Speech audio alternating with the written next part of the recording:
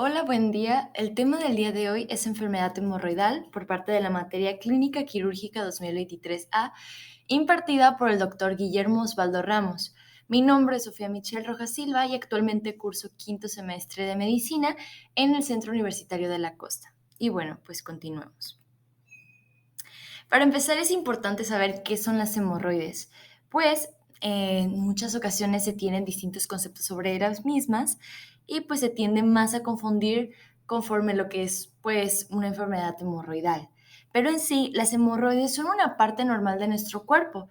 Son unas almohadillas formadas por vasos sanguíneos que rodean el canal anal. Sin embargo, como les comenté, habitualmente se utiliza el término hemorroides o enfermedad hemorroidal para designar aquellas que se dilatan y producen molestia, que también las podemos conocer con otros nombres, por ejemplo, como almorranas. Y bueno, en tanto a la anatomía, es importante el conocer pues la existencia de los plexos venosos hemorroidales superiores y también los inferiores, ya que estos pues van a estar inmiscuidos en esta patología. La línea pectínea va a ser el punto de referencia importante del canal anal para la percepción del dolor, ya que 1 centímetro por encima de ella no existen como tal receptores de sensibilidad. También en condiciones normales, las almohadillas vasculares se encuentran mantenidas en su situación por el tono de los músculos esfinterianos. Durante el acto de la defecación, estos se abren, pues el canal anal, y se relaja la musculatura esfinteriana, al mismo tiempo que se produce un aumento brusco de la presión, dando lugar a la distensión de las paredes vasculares pues, del plexo hemorroidal. Este aumento de la presión es aún mayor en los casos de estreñimiento. Y bueno, como se mencionó anteriormente y recordándolo, los plexos venosos hemorroidales están situados bajo la piel y la mucosa del canal anal. Por ende, es que las venas hemorroidales externas van a ser inervadas por fibras sensitivas cutáneas. Y por su otra parte, las venas hemorroidales internas pues no van a carecer de tal de esas fibras sensitivas. Es importante este dato tenerlo en cuenta, ya que al momento de estar inervadas, las externas, es por ende que nos van a dar ese característico dolor. Y sin embargo, pues las venas internas, por ende, al carecer de estas fibras, es que no, pues no pueden llegar a ser asintomáticas. Las hemorroides internas en sí son una dilatación del plexo hemorroidal interno, que va a ser formado por venas rectales tanto superiores como la media, y pues va a estar por encima de la línea pectínea. ¿Qué es lo que vamos a ver aquí característico y que también vamos a mencionar a continuación? Pues el sangrado rojo brillante y o también pues el prolapso sin dolor. Las más frecuentes van a ser las hemorroides externas. Estas van a ser la dilatación del plexo hemorroidal inferior debajo de la línea pectínea. Y pues se maneja en esta una triada, que es el dolor, la tumoración y el prurito anal. Bueno, ahora sí, para definir lo que es en sí la enfermedad hemorroidal, ya conociendo un poquito la anatomía, esta la vamos a definir como una serie de síntomas y signos, ya se vea dolor, prurito, sangrado, etcétera, que van a ser atribuibles al tejido hemorroidal, generalmente secundarios a pues alteraciones estructurales de este, como la dilatación y pues la ingurgitación, o incluso de los tejidos de sostén. Y bueno, se tiene pues en cuenta que en México alrededor del 5% de la población general presenta síntomas relacionados con las hemorroides. Su frecuencia, por otra parte, pues aumenta con la edad y es posible que el 50% de los adultos de 50 años tenga o haya sufrido sintomatología hemorroidaria. Por eso es tan frecuente que pues algunas personas que a lo mejor conozcamos, en su mayoría, pues tienden a presentarlas, ¿no? Y estas van a ser raras antes de los 20 años de edad por lo mismo de la frecuencia. Y bueno, como factores de riesgo, para empezar vamos a tener lo que es el estreñimiento y también una dieta pobre en fibra, ya que pues una dieta pobre en fibra nos puede llevar por lo general a un hábito estreñido en las personas. Esto es importante porque ya que aumenta la presión baja de la pelvis tras el estreñimiento y bueno, en el caso de casi no consumir fibra, lo que va a ocasionar es que si también las heces son duras, estas van a rozar al pasar por el canal anal y pues nos van a derivar a la dicha sintomatología. También De acuerdo con Burkitt, en 1972 describió el hecho de la rareza de la presencia de hemorroides en el África rural, a diferencia de los negros norteamericanos e incluso de aquellas partes más urbanas de África, pues esto fue relacionándolo con la cantidad de fibra de cereales que decrece de forma considerable en las zonas urbanas respecto al África rural, donde llegan a tener una dieta pues más rica en fibra. También tenemos otro aspecto que es la obesidad y también el sedentarismo por lo mismo. Incluso, en contraparte, la diarrea también puede ser un factor de riesgo asociado, ya que debido al aumento del ácido que se genera en las heces, con el paso del tiempo, que también es usual en personas que usan laxante por estreñimiento, es que pues puede llegar a generar pues esta irritación en esas paredes y pues llevarnos a esto. De hecho, se relaciona también la comida, ¿no? El estilo de vida, las personas que tienden a tomar, pues, bebidas alcohólicas, el alcoholismo y también el picante, pues, asociado como un factor de riesgo, ¿no? Sobre todo, vinculado con lo de la diarrea que comentamos anteriormente.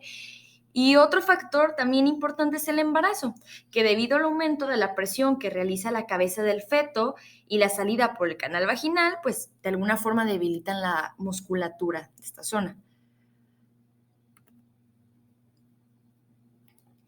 Y bueno, en tanto a la etiología, tenemos que tanto un aumento, si bien no está tan bien pues descrito, hasta el momento lo que se sabe es que el aumento de la congestión venosa, un aumento de la presión en la zona baja de la pelvis, como se mencionó anteriormente, e incluso una disminución del tono vascular de la zona de la pelvis, pues pueden ser pues causas muy importantes para que se desarrolle esta patología hemorroidaria.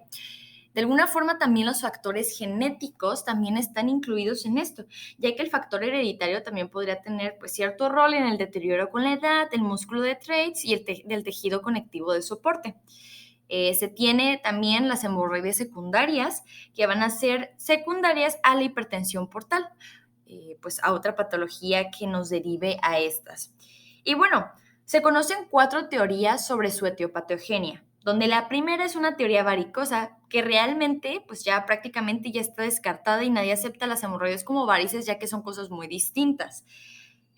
Luego está la teoría de la hiperplasia vascular, que bueno, es parcialmente aceptada en conjunto con la teoría de la hipertonía del esfínter anal interno. Sin embargo, la teoría de la pérdida de la ubicación anatómica de las hemorroides es la que realmente es globalmente aceptada. Y bueno, en tanto a su fisiopatología, pues el incremento de la presión abdominal sumado a la disminución del retorno venoso y a la hiperperfusión arterial de los sinusoides, ya sea por falla del mecanismo esfinteriano arteriolar, sumado al descenso del tono vascular, que esto sea por predominancia de los factores relajantes derivados del óxido nítrico sobre los factores contráctiles derivados de los radicales de oxígeno, nos van a llevar todo esto en conjunto a la congestión sinusoidal, que pues por otro lado los tejidos conectivos hipertrofiados y relajados pierden su capacidad de contener a los sinusoides, los cuales se dilatan pasivamente.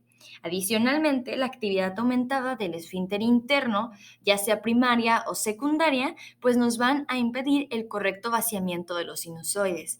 Y es por ende que debido a esta congestión, pues inicia pues a existir esta inflamación. Y bueno, también es importante conocer que existe una clasificación, sobre todo por su ubicación y a tener en cuenta la famosa pues, línea dentada o la pectínea para poder pues, llegar a esta clasificación. Tenemos tanto las internas, las externas e incluso existen mixtas. En las internas, pues son presentes en el canal anal, no van a ser visibles. Estas pueden descender de la línea anorrectal cuando su tamaño se hace muy grande. Por otro lado, las externas prolapsan a través del esfínter anal al defecar y después se reducen por sí mismas. Bueno, también en cuenta, pues las mixtas van a ser estas alrededor del ano y el interior del recto. Y bueno, ahora sí, como lo podemos ver ahí mismo en la imagen, pues hay una clasificación respecto a las hemorroides internas. Tenemos el grado 1, que van a ser las hemorroides, van a ser completamente internas. Las dilataciones varicosas situadas bajo la mucosa crecen hacia el recto, pero no lo van a rebasar. Por otra parte, en el segundo grado tenemos que las hemorroides sobresalen en el momento de la defecación, pero inmediatamente después se vuelven a introducir de nuevo en el recto. Ya en el grado 3, las hemorroides son visibles desde el exterior en todo momento, pero se pueden empujar manualmente hacia el interior. Y por otra parte, en el grado 4, las hemorroides no son por completo externas y ni siquiera pueden empujarse hacia el recto de forma manual, como lo estamos viendo pues en cada imagen. Aquí tenemos un poquito más, más explícito cómo se ven desde distintas vistas las hemorroides, ¿no? Tenemos las hemorroides de grado 1, que abajo podemos ver la imagen donde es una vista endoscópica de hemorroides pues del primer grado, obviamente porque de alguna forma es interna y pues no la podemos ver, no es visible ya que no es como tal externa. Luego tenemos las hemorroides de grado 2, ahí vemos una imagen donde ya pues tiende ya a ser un poco más visible. En la 3 pues ya se ve un poco más agravado esto y en la 4 sin duda pues ya se ven muy, muy externas estas. Y bueno, ya se han mencionado algunos datos sobre qué va a presentar el paciente y el porqué de su cuadro clínico. Tenemos que en las hemorroides externas se va a caracterizar la típica triada. Va a ser un dolor, ¿por qué? Este va a ser de carácter impreciso. Algunos pacientes lo describen como un ardor o va a ser irritación, u otros lo dicen como una inflamación. Su intensidad, claro, va a ser variable, pero por lo general es leve. Su frecuencia es irregular. Algunos pacientes la describen como diaria, otros en forma pues ocasional y algunos lo relacionan con la evacuación, ejercicio o al estar mucho tiempo sentados. Todo depende a lo que indique el paciente. Pero, sin embargo, pues este dolor pues es algo muy característico que se va a presentar debido a lo que mencionamos anteriormente, pues de las fibras sensitivas de la inervación que existe ahí. Y bueno, respecto a la tumoración, los pacientes la refieren principalmente al momento de la evacuación y al concluir esta disminuye de tamaño, por lo general. La describen como una o más tumoraciones blandas de tamaño variable, ovoides o semisféricas, que despiertan dolor leve a su palpación. Y por último tenemos el prurito anal. En algunos pacientes les cuesta este trabajo diferenciar entre dolor y prurito anal. Cuando se presenta es en forma ocasional, principalmente posterior a la evacuación y es de leve a moderada intensidad. Por otra parte, las hemorroides internas se tienden a caracterizar más por hemorragia, mucosidad y prolapso hemorroidario. La hemorragia pues es el signo más frecuente y más constante. La sangre por lo regular va a ser roja, rutilante, expulsada con la materia fecal, en forma de estrías en las heces fecales o en gotas al final de la evacuación. Se dice que el paciente tiende a comentar que es el momento de limpiarse y que mancha su papel. También tenemos que su volumen pues es variable y en un mismo enfermo pues puede variar.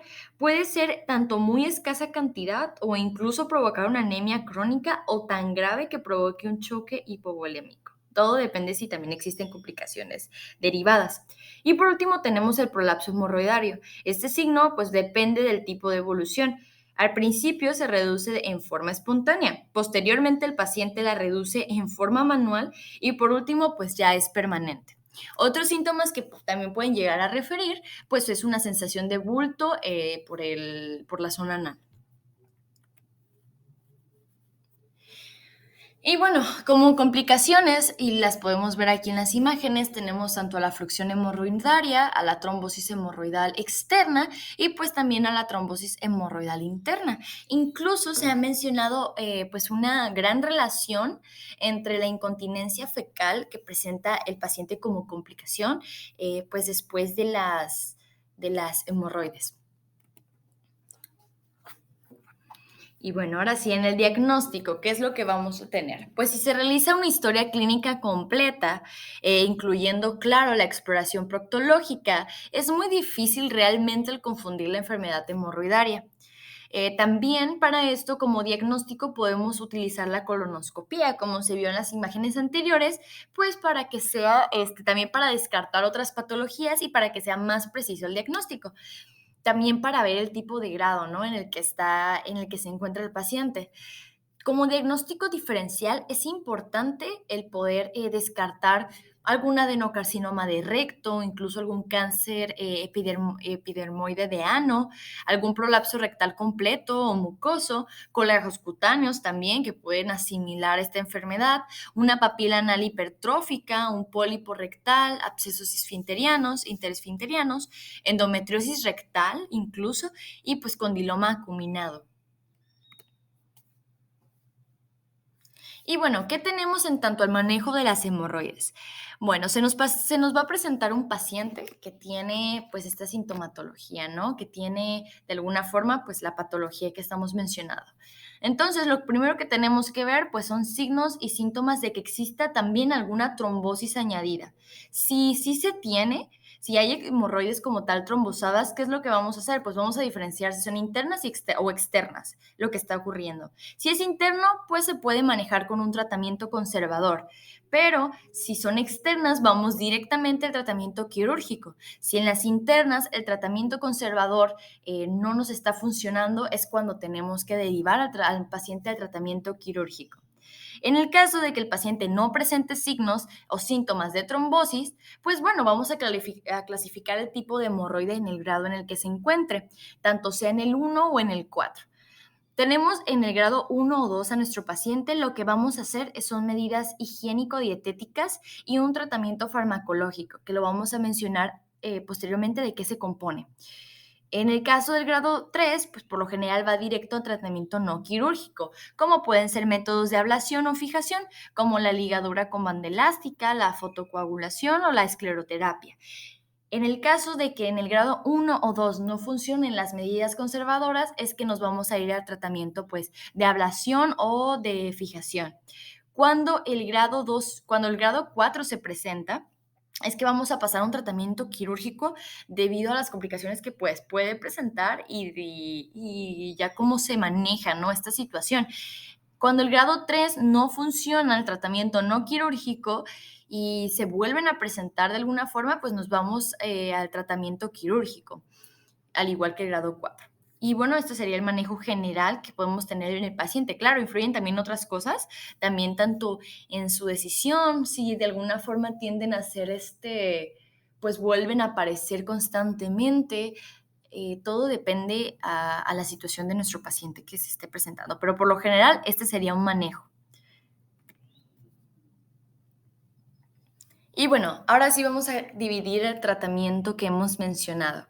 Primero vamos a tener un tratamiento conservador, donde se va a utilizar cuando pues los síntomas son intermitentes, tienden a ser autolimitados y con mínimos inconvenientes. Cuando esto ya no funciona, se tiende a llevar al tratamiento conservador, que sigue siendo conservador, pero ya es farmacológico.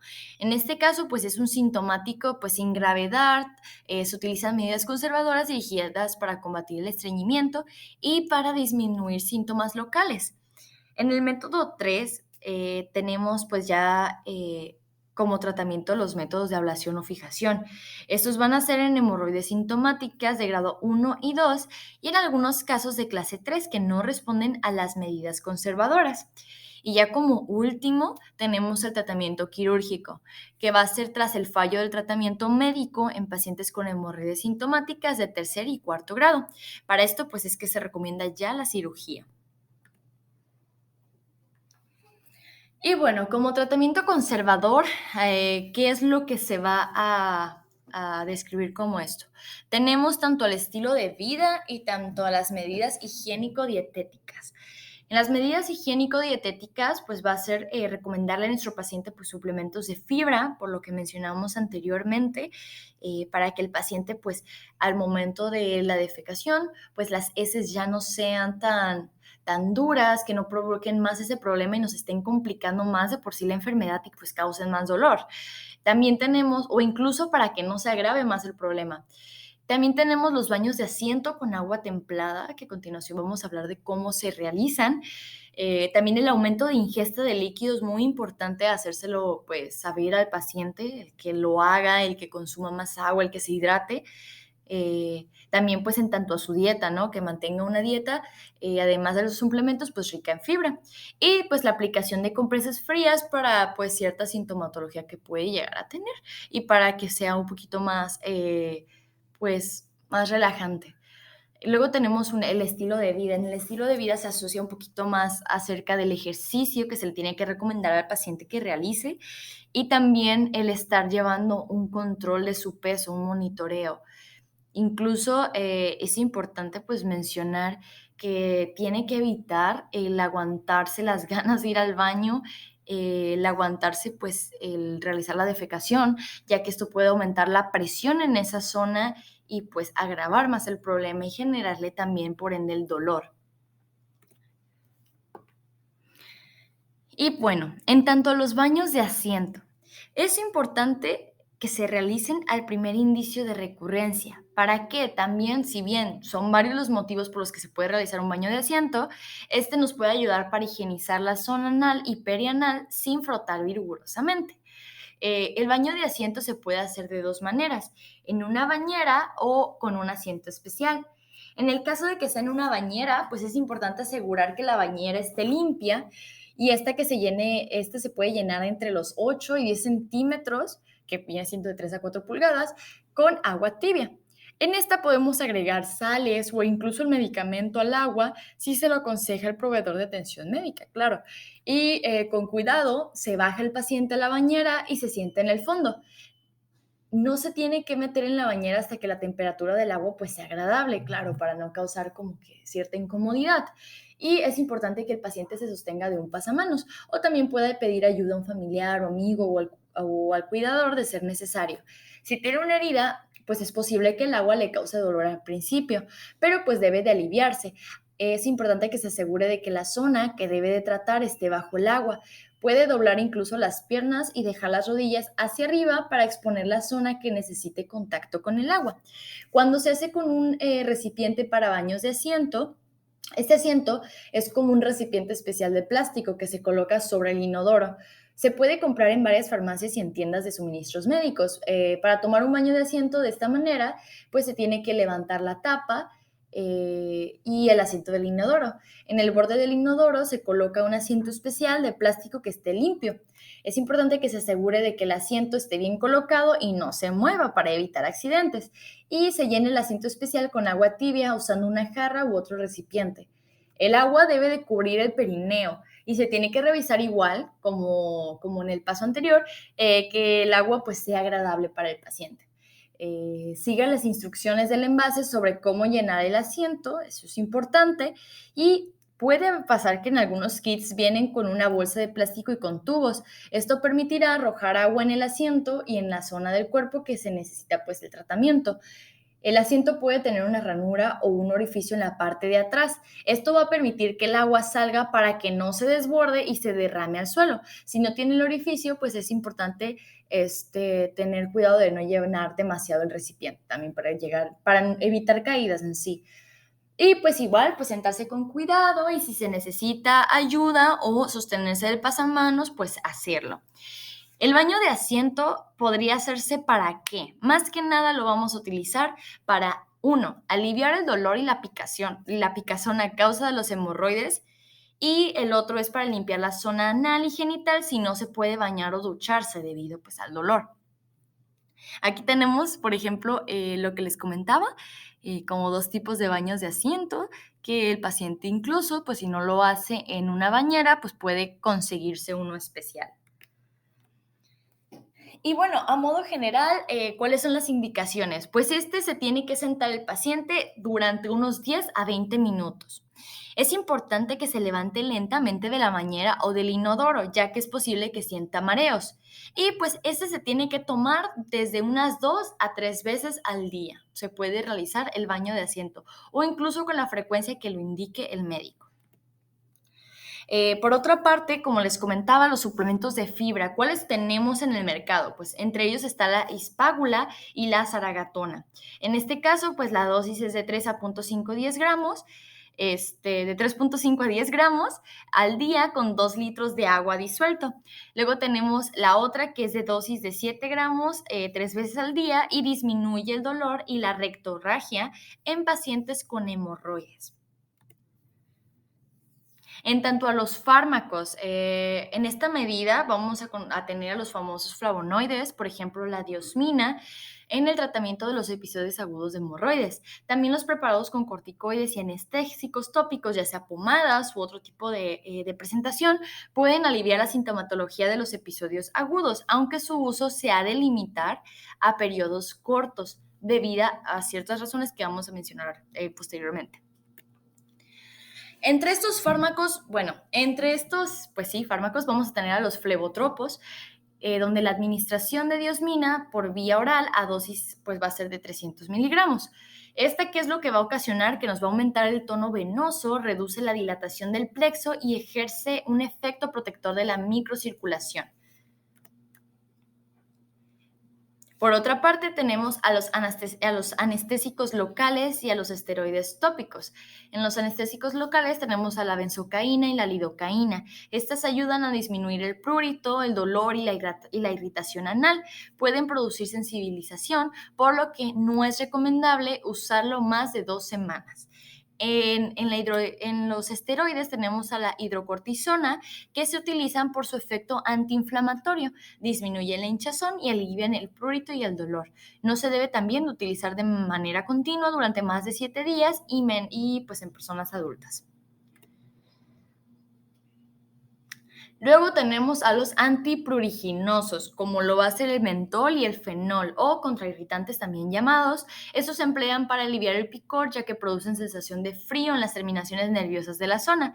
También tenemos a los vasoconstrictores y a los vasoprotectores. En los vasoconstrictores está la efedrina, que reduce localmente el calibre de los vasos sanguíneos y debe de evitarse su uso en personas hipertensas. Debido a la acción vasoconstrictora que genera.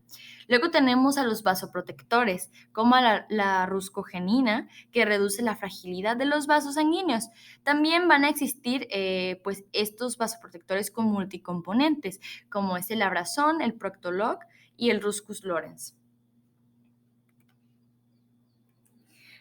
Por otra parte, tenemos a los antisépticos, que lo que van a procurar pues, es mantener una zona de alguna forma libre de ciertas bacterias que se pueden acumular y empeoren la situación. Entonces está la exetidina, la aminocridina y la neomicina, y también el resorcinol. Estos se van a encontrar en muchos productos farmacéuticos, como las toallas medicadas, las toallitas medicadas, donde con eso se pueden llegar pues, a limpiar los pacientes. También tenemos los astringentes, como el óxido de zinc, el extracto de amamelis y las sales de bismuto. Estos lo que van a hacer es que van a precipitar las proteínas al aplicarse localmente sobre la piel dañada y las membranas mucosas. ¿Qué es lo que van a generar? Pues van a formar una capa protectora que reduce la inflamación y la irritación anorrectal. Por otra parte, pues como protectores de la piel existen pues como el caolín, que tiene propiedades protectoras y emolientes. Estos forman una barrera protectora sobre la piel, aislando la zona perianal de materia fecal. También previenen la irritación y la pérdida de la humedad. También existen los emolientes, como el bálsamo de Perú, que tiene efecto protector y suavizante de la región anorrectal irritada. Bueno, en tanto a la fitoterapia, que es muy utilizado en el tratamiento conservador, está la castaña de Indias, que su parte medicinal en sí es la corteza. Esta lo que nos va a ayudar, pues, es en ser un vasoconstrictor y un antiinflamatorio. El Ruscus aculeatus, muy famoso, un derivado que tiene el Nixon, bueno, uno de los componentes que tiene el Nixon, ¿qué es lo que va a ocurrir? Es que tiene propiedades venotónicas y vasoconstrictoras. Y el amamelis, que se utiliza por sus flavonoides y taninos y tiene propiedad vasoconstrictora venosa. Lo podemos encontrar en distintas presentaciones. Y bueno, en tanto al tratamiento no quirúrgico, tenemos a la ligadura con banda elástica, a la escleroterapia y a la fotocoagulación con infrarrojos. ¿Cuál es su objetivo? Pues en sí es el conseguir la fibrosis entre el esfínter anal interno subyacente y las hemorroides, evitando su deslizamiento, congestión y prolapso. Y bueno, para explicar más la escleroterapia, tenemos que va a ser un método muy efectivo realmente. Esta consiste en la inyección de pequeñas cantidades de hidroxipolitoxidecanol al 3% aplicado en la submucosa y extravascular por arriba del paquete vascular externo. Por otra parte, tenemos a la ligadura con banda elástica. Se produce pues la fijación de la mucosa por una ulceración de la misma, utilizando para ello diversos utensilios. El número ideal de ligaduras por sesión parece ser de 2, consiguiéndose la curación en 2 a 3 sesiones. Y bueno, por último tenemos a la fotocoagulación con infrarrojos, que se basa en un rayo calórico que evapora el agua intracelular y coagula las proteínas. Se recomienda su aplicación de 1.5 segundos, en número de 3 a 4 en la base del tejido hemorroidario interno. Claro, existen otras técnicas, pero estas son las más conocidas y las más utilizadas. Y por último, como tratamiento definitivo, es un tratamiento que por lo general tiende a tener mejor casos de que se vuelva a presentar. Y vamos a tener como tal a la, hemorroidectomía, que el objetivo es la escisión de las almohadillas vasculares. ¿Qué es lo que se va a hacer? Se hacen incisiones en el tejido que rodea la hemorroide, se ata la vena hinchada en el interior del hemorroide para prevenir el sangrado y se extrae la hemorroide. Se puede coser la zona quirúrgica para cerrarla o se le puede dejar abierta. Todo depende al tipo de técnica que utilicemos. Aquí podemos ver dos técnicas, que es lo que les mencionaba, donde la técnica descrita por primera vez por Millia Morgan se conoce también como hemorroidectomía abierta. Por otra parte, tenemos una variante de esta técnica que es la hemorroidectomía cerrada o de Ferguson, y el resultado de la escisión es cerrado mediante sutura quirúrgica, como lo podemos ver en ambas imágenes. Y bueno, ¿en qué casos está indicada? Según la Asociación Americana de Cirujanos Colorectales, nos comentan que las hemorroides sintomáticas grado 3 y grado 4 que no han respondido al tratamiento conservador o incluso en alguna enfermedad asociada como fisura, fístula, colegas cutáneos grandes e incluso trombosis hemorroidal, es que vamos a realizar en estos casos esta cirugía. Y claro, como en todo procedimiento, pues pueden existir sus complicaciones. Las más importantes, aunque poco frecuentes, pues es el menor al 1%, es la estenosis o la estrechez anal. Esta complicación precisa reintervención quirúrgica, aunque en algún caso pues puede mejorar mediante dilatadores. Otras igualmente importantes son la lesión del esfínter anal interno, que puede afectar a la continencia de las heces o a la impactación fecal. Y bueno, pues de mi parte es todo. Aquí están las referencias utilizadas y muchas gracias por su atención.